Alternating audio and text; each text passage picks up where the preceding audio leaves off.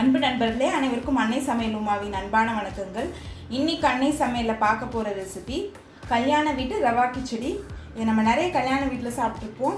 இன்றைக்கி வீட்டில் எப்படி டேஸ்ட்டாக செய்யலான்றதை பார்க்கலாம். முதல்ல கடாயில் 1 கப் ரவையை சேர்த்துக்கலாம். ரவை ஏற்கனவே ரோஸ்டடாக இருந்தால் கூட திருப்பி ஒரு தடவை வறுத்துக்கோங்க.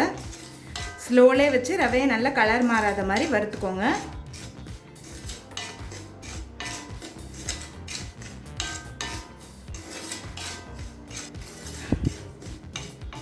இப்போ ரவையை நல்லா வறுத்தாச்சுங்க. இப்போ இதை எடுத்து தனியாக வச்சிடலாம். கடாயில் தேவையான அளவு எண்ணெய், முதல்ல 2 பட்டை, 1 பிரியாணி இலை, 1 டீஸ்பூன் சோம்பு,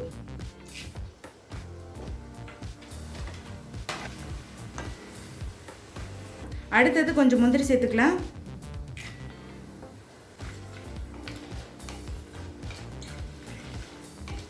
அடுத்து கொஞ்சம் கருவேப்பிலை, நீளமாக நறுக்குன ஒரு பெரிய வெங்காயம் சேர்த்துக்கலாம்.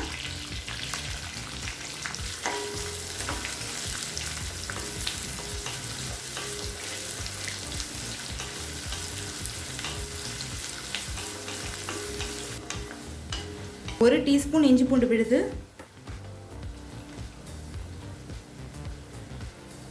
4 பச்சை மிளகாய்,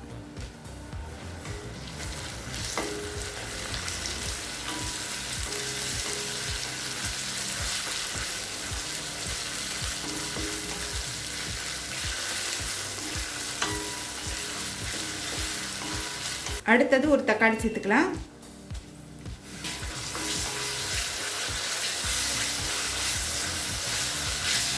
தேவையான அளவு உப்பு,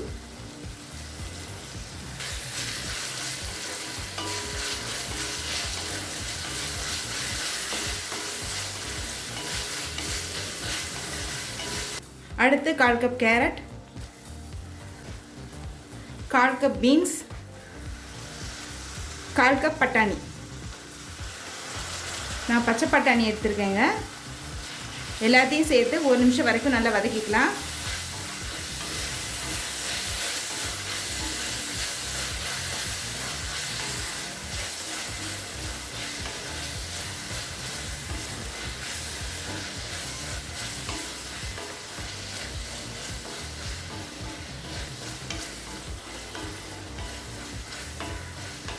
அடுத்தது 1/4 டீஸ்பூன் மஞ்சள்தூள் சேர்த்துக்கலாம்.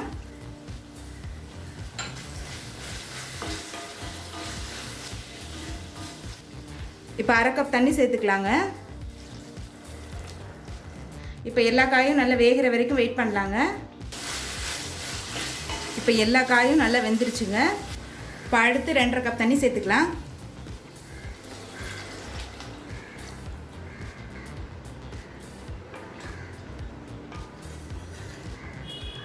இப்போ தண்ணி நல்லா கொதிக்க ஆரம்பிச்சிருச்சுங்க. நம்ம ரவையை சேர்த்துடலாம். ரவையை சேர்க்கும் போது ஸ்டவ்வை ஸ்லோலே வச்சுருங்க.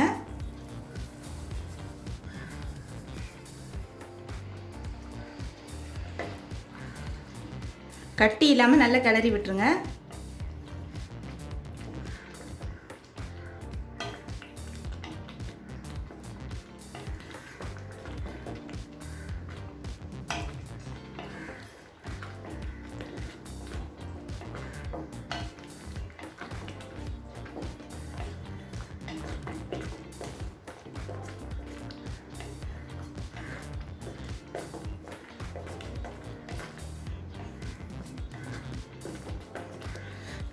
கிளறும் போதே நல்ல வாசனையாக இருக்குங்க ரவா கிச்சடி.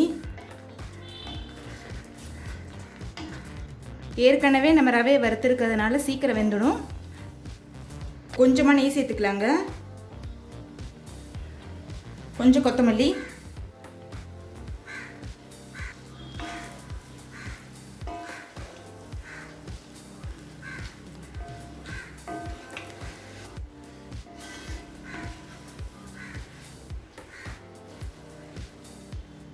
இப்போ கல்யாண வீட்டு ரவா கிச்சடி ரெடி ஆகிடுச்சுங்க. சர்வ் பண்ணிடலாம்.